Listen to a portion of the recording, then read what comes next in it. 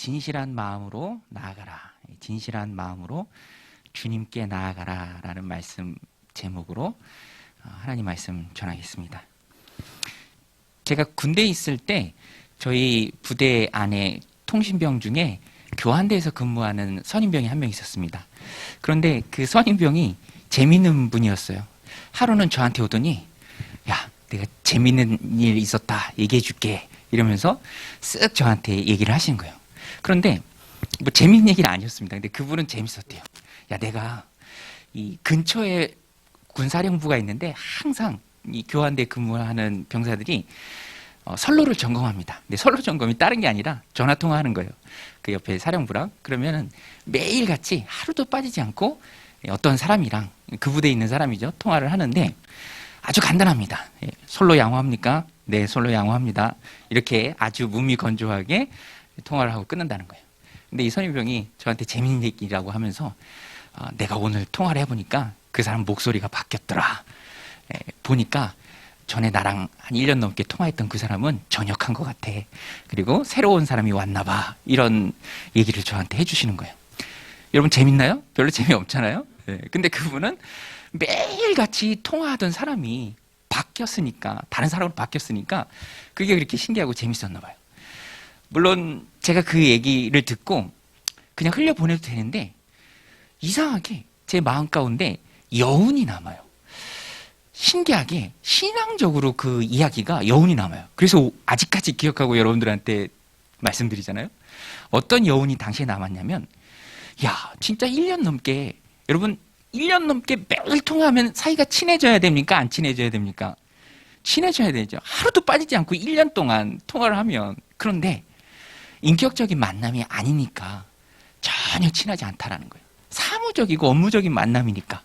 전역을 해도 나중에 사람 목소리가 바뀌어서 전역한 걸 알 정도로 아무런 관계가 없다는 거죠. 1년 넘게 통화를 해도, 목소리를 들어도. 그러면서 저는 주님과 우리의 관계도 저렇게 될 수 있겠다라는 그런 마음의 찔림이 왔어요. 이사야 선지자가 그것을 잘 말했죠. 야, 너희들이 마음은 없으면서 재물은 많이 드린다고 마음 없이 드리는 그 재물이 나한테 무슨 의미냐. 너희는, 그 다음에 이사야 선지자가 말하죠. 하나님의 말씀을 전합니다. 내 마당만 밟을 뿐이라. 굉장히 두려운 말씀입니다. 우리 이사야 1장 11절 우리 같이 한번 읽어보겠습니다. 시작. 여호와께서 말씀하시되 너희의 무수한 재물이 내게 무엇이 유익하뇨? 나는 순양의 번제와 살찐 짐승의 기름에 배불렀고 나는 수송아지나 어린 양이나 순염소의 피를 기뻐하지 아니하노라. 너희가 내 앞에 보이러 오니 이것을 누가 너희에게 요구하였느냐? 내 마당만 밟을 뿐이니라. 저는 그 뒤에 말씀, 내 마당만 밟을 뿐이라 말하는 말씀이 참 마음 아파요. 거기 하나님의 마음이 다 담겨 있어요. 야, 너희가 그렇게 나한테 재물을 드리고 또 나를 보러 올 뿐이고 마음이 결여되고 진심이 빠진 너희의 그 재물이 나한테 무슨 의미냐? 너희는 그냥 마당만 밟을 뿐이다. 오늘 우리의 신앙을 이 말씀으로 점검해야 합니다. 예수님의 오심, 아기 예수님의 오심, 그 예수님의 오심이 이 성탄절이 우리에게 얼마나 기쁘고 또 얼마나 즐거운 날입니까? 그런데 정말로 예수님이 오셨을 그때 예루살렘, 이스라엘, 그리고 베들레헴에는요, 이런 형식적인 신앙만 남아 있었습니다. 우리 예수님이 어디에서 태어났죠? 마구간에서 태어나셨잖아요. 그 자체도 보면 사람들의 마음이 메말랐다라는 거예요. 그리고 예수님이 메시아인 것을 제사장들은 이미 알았지만, 어디서 태어날 줄도 알았지만 동방박사들처럼 찾아가서 경배하지 않았습니다.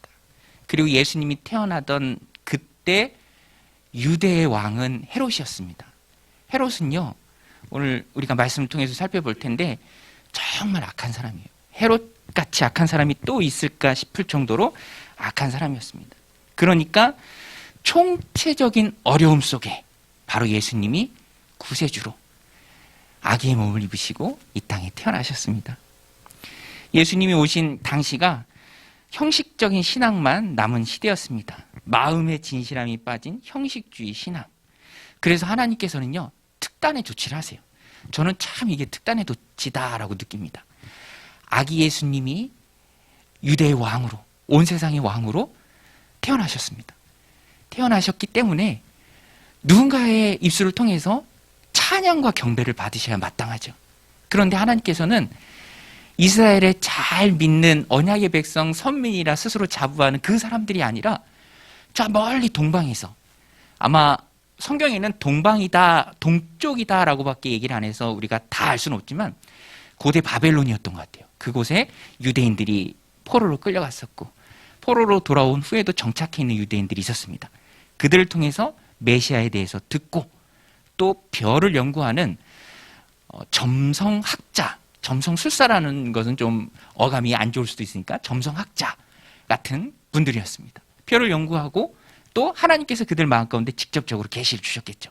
그래서 수천 킬로 떨어진 먼 곳에 사는 동방의 박사들, 예물을 드린 게 3가지라 3명이다라고 추측은 하는데 몇 명인지 나와 있진 않아요. 하지만 복수입니다. 여러 명이 예루살렘으로 온 거예요.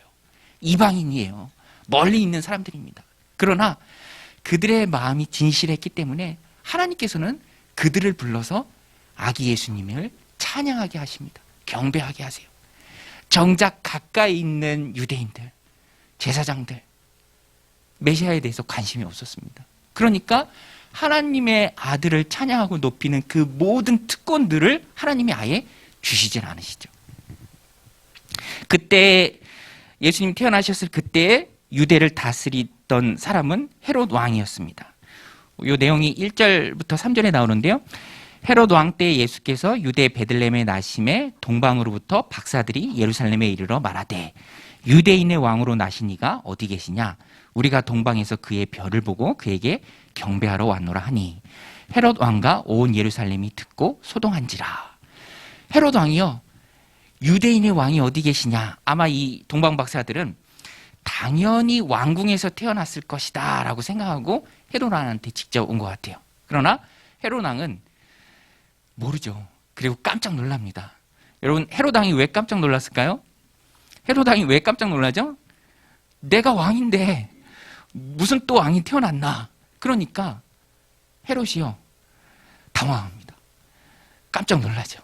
그리고 헤롯은 다윗 계열을 잇는 정통성 있는 왕이 아니라 로마의 권력자들과의 친분을 등에 업고 왕이 된 사람이에요. 그러니까 정통성이 없습니다. 그래서 그 안에 열등감이 많아요. 열등감이 막 쪄들어 있습니다. 열등감 덩어리예요. 그래서 박사들에게 거짓말을 하죠. 가서 찾거든 내게도 꼭 알려주어라. 메시아는 베들레헴에서 난다고 하니 거기 가서 찾거든 내게도 알려주어라.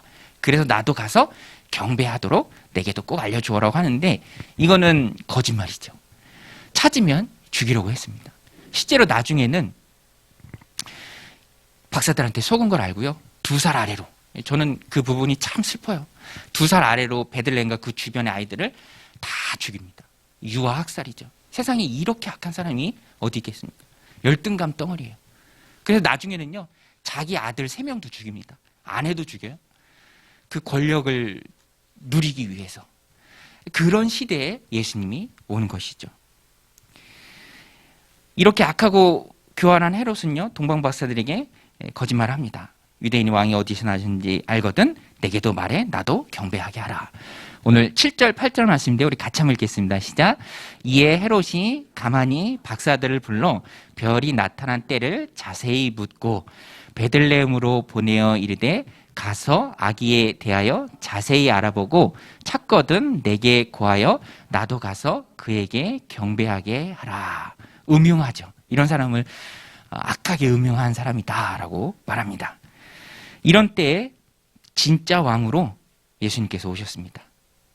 또 우리가 한 가지 주목해서 봐야 될 것은 헤롯 왕은 이래요. 정말 답이 없는 사람이죠. 그런데 그 헤롯과 함께 했던 유대의 제사장들, 종교 지도자들, 이 사람들도 보면은 형식적인 종교심만 남아 있습니다. 껍데기만 남아 있는 사람들이에요. 명분만 남아 있는 사람들입니다. 그들은 메시아에 대한 지식은 있었어요. 그래서 헤롯이 놀라서, 동방박사들의 얘기를 듣고 놀라서 유대인의 왕이 어디서 태어났느냐라고 물었을 때 이 제사장들과 서기관들은 대답은 잘했습니다. 네, 왕이시여, 저희가 성경을 보니 예언이 되어 있는데 베들레헴입니다. 미가서 5장 2절의 말씀이죠. 그 예언을 왕에게 말해줍니다. 오늘 말씀 4절로 6절인데 우리 이것도 같이 한번 읽겠습니다. 시작. 왕이 모든 대제사장과 백성의 서기관들을 모아 그리스도가 어디서 나겠느냐 물으니 이르되 유대 베들레헴이오니 이는 선지자로 이렇게 기록된 바 또 유대 땅 베들레헴아 너는 유대 고을 중에서 가장 작지 아니하도다. 내게서 한 다스린 자가 나와서 내 백성 이스라엘의 목자가 되리라 하였음이니이다. 잘 알죠? 메시아에 대해서 잘 압니다. 얼른 대답해줘요. 지식이 있습니다. 그러나 거기까지 가서 경배를 하거나 예수님을 높이거나 거기에 온 마음이 가 있거나 하는 모습은 나오지 않고요. 없습니다. 그러니까 마음이 없는 거예요. 마음이 없습니다. 형식주의 신앙만 남은, 껍데기만 남은 사람들입니다. 알지만 움직이지 않는 형식적인 신앙. 그도 그럴 것이요. 이 제사장들은요, 나중에 예수님이 성전 청결을 하죠. 다 막 채찍 만들어서 쫓아내시고 내 아버지의 집이 기도하는 집인데 너희가 강도의 굴을 만들었다. 이것도 배경은요, 헤롯과 결탁해서 종교적인 기득권을 손에 쥐고 거기서 이득을 취하던 제사장들을 향한 메시지입니다. 당시의 제사장들은요, 뒤로 들어오는 게 참 많았어요. 성전에 재물을 독점으로 공급할 수 있는 권한이 있었고 그것으로부터 취하는 이득이 검은 돈이 많이 있었습니다. 그러니까 제사장들은 믿음보다 손에 쥐는 것이죠. 내가 예수님을, 아기 예수님을, 메시아를 경배하고 그분을 따르고 축하의 자리에 동참하는 것보다 지금 여기 있는 이곳에서 얻는 유익에 그들의 마음이 온통 가 있었다라는 것입니다. 그러니까 메시아가 어디서 태어났는지 안다 해도 갈 마음도 없고 갈 필요도 느끼지 않는 그런 형식적인 신앙이 벌써 종교 지도자들로부터 팽배한 시대가 바로 예수님이 오시던 시대였어요. 오늘 우리가 살아가고 있는 시대는 어떻습니까? 오늘 우리의 주님을 향한 마음은 어떻습니까? 한번 이 말씀을 통해서 우리가 점검했으면 좋겠어요. 제가 전에 들었던 얘기인데 미국의 어떤 교회가 한인교회인지 미국인 교회인지는 잘 모르겠어요. 그 교회 예배당이 있는 곳에서 유전이 발견된 거예요. 유전이. 예. 그래서 이제 교회를 예배당을 이제 보상받고 거액의 보상금을 받게 되었습니다. 그러다 보니까 여러분 뭐가 없다가 생기면 문제도 같이 따라오잖아요. 그러니까 이 교회에서 사람들이 의견이 분분한 거예요. 갑자기 없다가 생기는 이 거금을 어떻게 할 것인가. 난상 토론이 벌어집니다. 그러다가 이 교회가 어떻게 하기로 결정을 했냐면 그래, 사람 수대로 n분의 1로 나누자 이렇게 결정을 했대요. 그냥 나눠 갖자. 거기까지는 그냥 그러려니 할 수 있습니다. 백보양보해서 그러려니 할 수 있어요. 근데 재밌는 것은요, 그 다음부터 그 교회가 새가족을 받지 않더래요. 네. 새가족을 왜 안 받죠? 네. 새가족을 안 받아요. 여러분, 이게 교회입니까? 저는 이 얘기를 들으면서 그냥 누가 지어낸 얘기를 하면 딱 좋겠다 그런 마음이 들더라고요. 교회가 교회의 정체성을 잃어가고 있죠. 여러분, 교회의 존재 목적은 영혼 구원에서 제자 삼는 것입니다. 할렐루야. 그게 교회의 존재 사명이에요. 물질의 마음을 빼앗기는 것도 아니고요. 세상이 전부인 양 살아가는 것도 아닙니다. 우리는 교회는 하나님의 나라인 줄로 믿습니다. 하나님의 나라를 확장해 가는 거죠. 우리가 하나님의 나라를 확장해 가는 사역자들이요, 일꾼입니다. 그 마음이 하나님이 귀히 여기시는 마음이죠. 그런데 지금도 그렇고 또 예수님 태어날 그 당시에도 이런 진실한 마음을 가진 사람은 눈 씻고 찾아봐도 찾기가 어렵고요. 형식적인 거, 껍데기, 명분, 그것만 남았던 시대에 예수님이 오신 것이죠. 그래서 예수님은 종교 지도자들이 아니라 경배를 받으실 예수님을 경배하는 사람으로 하나님이 쓰신 사람들은 가까이 있는 가짜들이 아니라 멀리 있는 진짜 예수님을 경외하는, 경배하는 그 동방 박사들을 통해서 하나님께서 경배를 받으셨습니다. 여러분, 오늘 우리도 가까이 있는 가짜가 아니라 힘들어도 진심의 마음으로 우리 주님을 경배하는 저 여러분들이 다 되시길 바랍니다. 제가 이 말씀을 보면서 깨달은 게 주님의 말씀이 생각났습니다. 먼저 된 사람이 나중 될 수 있고, 나중 된 사람이 어떻게 되죠? 먼저 될 수 있는 거예요. 예. 아, 유대인, 선택받은 민족, 아브라함과 다윗의 자손, 지금도 하나님 앞에 신실하게 제사하는, 예배하는 제사장, 성전을 크게 지었어요. 헤롯은요, 유대인들이 환심 살려고 열등감에 쩔어서 그거로라도 많이 해보려고. 그러나 그것들은 다 껍데기라는 거예요. 주님이 귀하게 보시는 것은 우리 예수님을 귀하게 여기는, 그래서 천리길을 마다하지 않고 수천 킬로미터를 마다하지 않고 기쁨으로 찾아와서 예수님을 경배하는 그 진실한 마음을 하나님이 기뻐하시는 줄로 믿습니다. 그래서 통방박사 이야기의 핵심은 그거예요. 우리도 타이틀이나 가진 것이나 그런 거가 중요한 것이 아니라 내 마음, 진실한 마음. 여러분, 하나님은 우리의 마음을 받으시는 줄로 믿습니다. 진실한 마음이잖아요. 그 마음이 얼마나 귀합니까? 오늘 동방박사들은요, 정말로 마음에 진실함이 있었습니다. 그래서 진실로 왕으로 나신 아기 예수님을 찬양하고 경배하고 높여드리고자 하는 마음으로 멀리서 왔어요. 그런데 어느 순간 그 별을 잊어버렸던 것 같아요. 그래서 왕궁으로 갔었던 거죠. 헤롯의 말을 듣고 베들레헴으로 가는 그 길에 다시 자신들을 인도했던 그 별을 만납니다. 별을 만났을 때요, 이 동방박사 사람들이 너무 기뻐했어요. 너무 기뻐했어요. 오늘 말씀에 그게 잘 나옵니다. 우리 9절 10절 말씀인데요, 같이 한번 읽겠습니다. 시작. 박사들이 왕의 말을 듣고 갈새 동방에서 보던 그 별이 문득 앞서 인도하여 가다가 아기 있는 곳 위에 머물러 서 있는지라. 그들이 별을 보고 매우 크게 기뻐하였더라. 동방박사들이 별을 보고 어떻게 했습니까? 매우 크게 기뻐하였더라. 기쁨이 충만했습니다. 여러분, 오늘 저 여러분들 10년 가운데 동방박사들이 느꼈던 이 기쁨이 충만하시기를 축원합니다. 기쁨의 충만은요, 진실한 마음 가운데 하나님이 부어주시는 거예요. 그래서 우리는요, 늘 하나님 앞에 기도해야 됩니다. 하나님, 내 마음을 진실하게 해주세요. 다윗이 구했던 것처럼 내 영혼을 정결하게 하소서, 정직한 영을 새롭게 하소서. 그 마음에 주님을 향한 기쁨이 충만한 겁니다. 우선은요, 우리의 마음이 진실해야 돼요. 하나님은 진실한 마음을 받습니다. 다윗은 늘 하나님 앞에 기도했죠. 뭘 많이 달라고 기도하지 않았습니다. 보물을 달라고 기도하지 않았어요. 내 마음이 하나님 앞에 늘 진실하기를 위해서 기도했습니다. 요셉을 보세요. 얼마나 그 마음이 진실합니까? 정말 코람데오의 삶이죠. 하나님 앞에서 코람데오의 삶.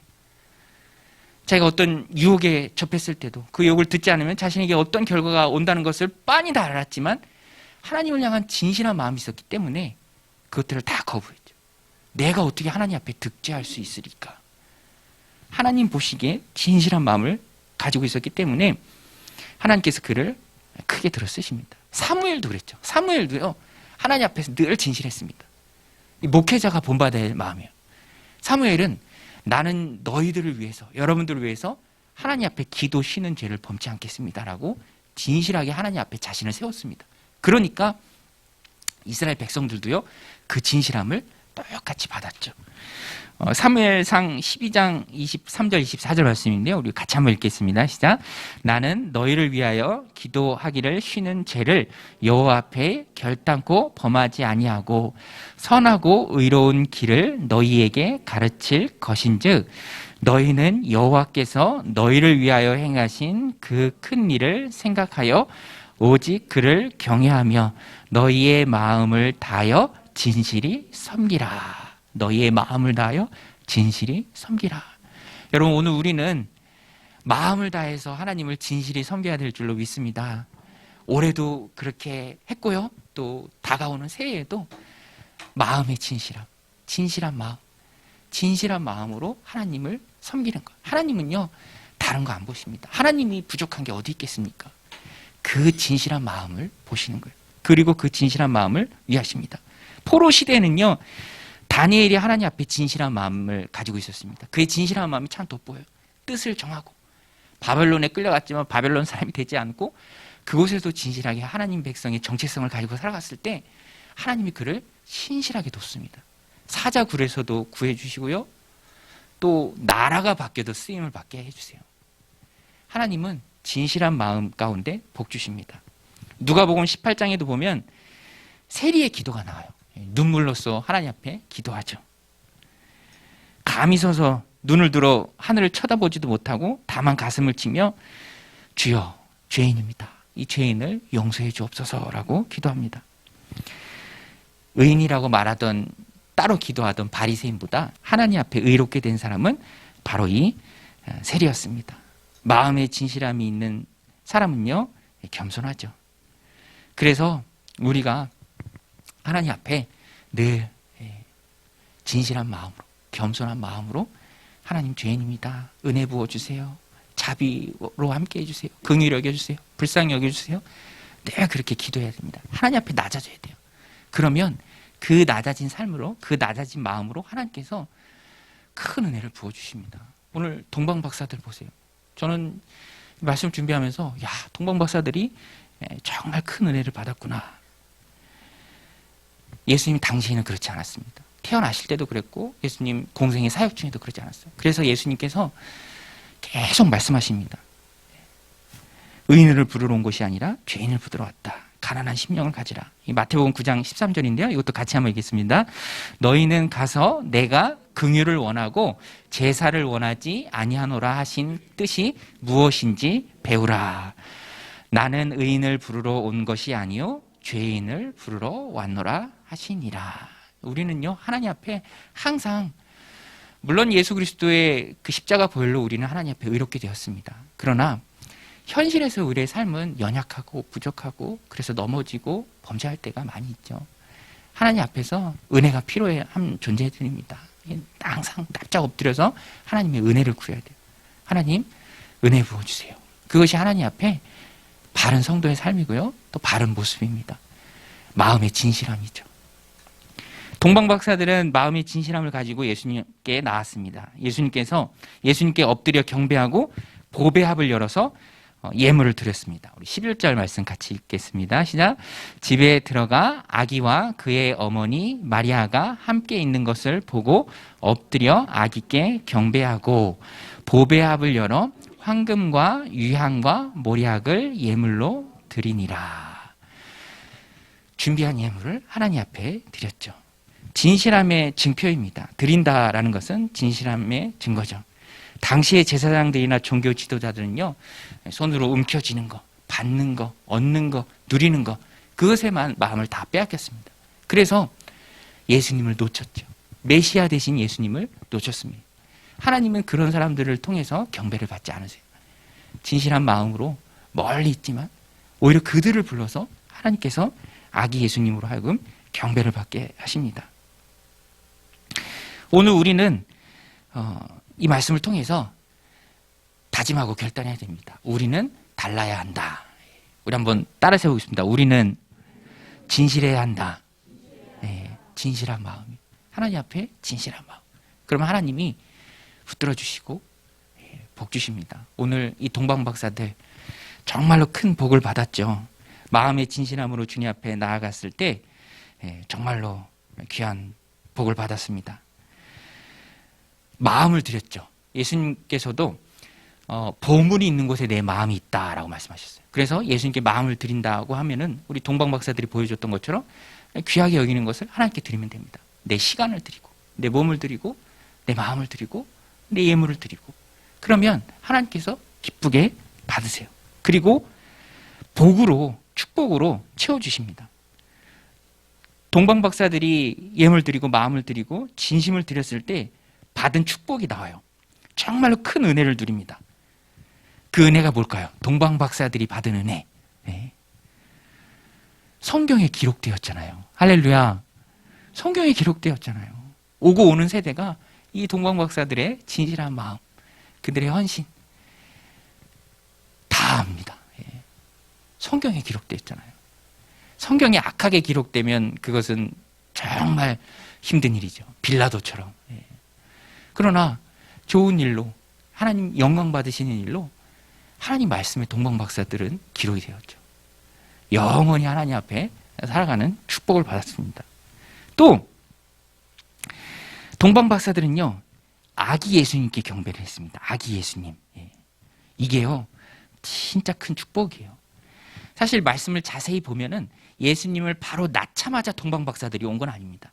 동방박사들이 마리아가 있는 집으로 들어갔거든요. 그래서